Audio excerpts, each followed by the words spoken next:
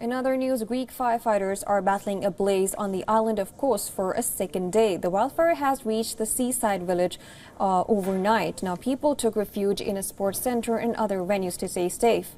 Now, more than 100 firefighters assisted by helicopter were still tackling the blaze to stop it flaring up again. Dozens of fires broke out across Greece, including two close to the capital, Athens, over this weekend.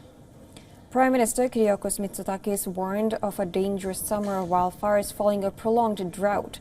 The wildfires had shown signs of abating on Tuesday morning. Hundreds of tourists and locals who had evacuated earlier returned to their hotels and homes. Now, Greece saw 52 wildfires breaking out in the previous 24-hour period, 44 of which were tackled in the early stages. The blazes come a day after fire department managed to tame two large forest fires near Athens that had been fanned by strong winds.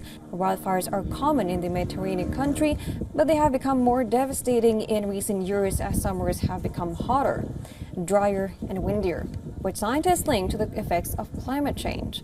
After last summer's deadly forest fires and following its warmest winter on record, Greece developed a new doctrine which includes deploying an extra fire truck to each new blaze, speeding up air support and clearing forests. The wildfire is called.